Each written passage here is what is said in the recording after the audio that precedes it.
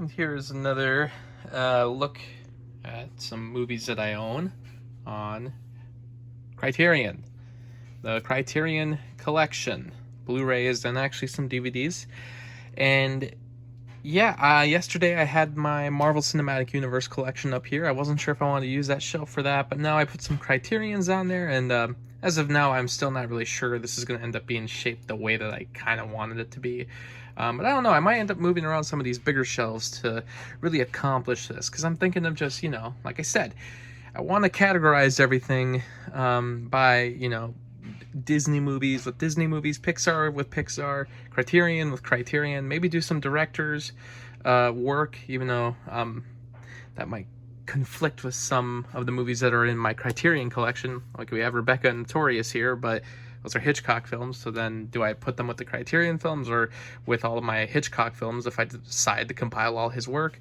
I don't really know yet, but basically a lot of different thoughts going in my head about how I want to do some different orders in the future. But right now I just thought I would take a look at some of these movies that I do own, and even looking at it right now, I feel like not everything is in here because I have a lot of Criterions, and it's kind of hard. Even I can look through here and try to find the ones like the little numbers at the bottom, but even then, just because there's so many, it's kind of hard to spot which ones are Criterion. I'm pretty good at remembering like what movies I own, but as far as remembering if there was like a Criterion release of it or not, not so helpful. Like I can't remember everything, but I can already look and see, I have some of these Hitchcock films like The Man Who Knew Too Much, Foreign Correspondent here, but I don't have like The Lady Vanishes here. So I know that there's some missing because I know I own them. The Lady Vanishes was part of like the 4 Hitchcock films that were released in like one set. So I definitely am missing some that I can go grab, but I'm just as of right now I just wanted to look at it and show you kind of how this goes. And there's something really nice about how Criterion's a little uniform with their bindings, at least. As you can see, just all the numbers, they all have the same kind of Criterion and letter C's. It doesn't always work out though, because some of these just came in like big boxes, and here, and I do have some recent stuff, like this Parasite release was very recent. I'm gonna take this down for a second actually, as things are like falling over, so give me a sec. Great. Yeah, great. Yep. Okay, so everything has to fall because I only have the one hand. But yeah, don't worry, Bruce is fine. But yeah, some of the more recent stuff, which as you can see, they've started to get quite a few more like, relatively mainstream films like Breakfast Club, Princess Bride, War of the Worlds. I guess in a way, it's just an older movie that needed a Blu-ray release for a long time. There's a really cool Bruce Lee set, which I bought after buying all of the individual films through Shout Factory. But there are some differences in those releases as far as what special features and what the transfers are, so it's actually worth having both. But anyway, yeah, it's kind of cool to see them all, but not 100% uniform because they don't all have these kinds of cases. There's also this Guillermo del Toro set, which isn't numbered because each of the individual films that are in this set were actually released separately through Criterion Collection. So it wasn't initially just on this set. So when they released this, they didn't have a numbered version of it, which I guess is fine. I guess you could just put it at the end. I've actually complained about this set before because, well, look at the way it sticks out for one. But also, not a fan of this packaging, even though I get it. They're trying to make it fancy because it's Guillermo del Toro. I get it, but, it's a little excessive with the packaging. The rest of these are pretty simple. Seven Samurai, which this was the first time I had ever seen the film. I do have Sallow. I did a review of this film. Yikes. Every family home should have at least one copy of Sallow. Brazil, which I have actually never gotten to watching this on Criterion. I have seen this in the past, but not this specific copy. So, yeah, I don't know. I just gotta get to that, but Yojimbo's great. I did watch the 39 Steps recently. Carnival of Souls, I do have a review of that film on my channel, and I have watched this Chasing Amy DVD. Yeah, of all things, Chasing Amy got a Criterion release. This has not gotten the Blu-ray release yet, so I don't know if that's going to be happening in the future. Possibly not. We'll see. I don't see Criterion doing it at this point, but you know, never say never. We also have Hamlet here, which also doesn't have a Blu-ray release. This did win the Oscar for Best Picture, which is why I primarily own it, but it'd be cool if it got a Blu-ray release. The Blob is great, and of course deserves to be on Criterion, and Do the Right Thing, which, this is such a good movie, and I was very happy when I heard about this set being released. This was one that was released on DVD, but luckily they didn't just transfer over the same artwork that was on the DVD cover for the Blu-ray release. Same with Rebecca. I actually don't know if this was on... Well, actually it was, because of the spine's so early. Yeah, this was on DVD before Blu-ray, but I don't know if the artwork's any different from the DVD. Someone had to pull it up, and of course these are going to be hard to put back in. The other Hitchcock film, Notorious. Slacker from Richard Linklater. You know, honestly, not the biggest Linklater fan. I like the ideas that he has in his films. Some of the concepts and some of the kind of, it's almost like experimental attempts he makes at feature-length films. But, I mean, if you want my opinion, I mean, my favorite Linklater film is School of Rock. So if you need to know where I kind of am with Linklater, I mean, my favorite of his films is probably the most normal Hollywood film that could be made. It's a great movie. It's a great Hollywood movie, but, you know, that's the thing. It's not really like Slacker or Dazed and Confused. But smashed between them is Young Mr. Lincoln. This is actually a really good movie. I enjoyed it a lot. It's kind of weird. This came out in 1939. This came out the same year as Stagecoach, and both are directed by John Ford. I don't have Stagecoach. I've seen it, but it's just wild to me that both of these movies came out the same year, and in my opinion, they're both pretty comparable in quality. The weirdest one here, though, is this just a Curious Case of Benjamin Button, which I don't really get why this was released in a normal Blu-ray case, and also it's very easy to get this film, but my assumption is that David Fincher is probably a very big fan of the Criterion collections and wanted this film to be released through the Criterion collection for its initial Blu-ray release.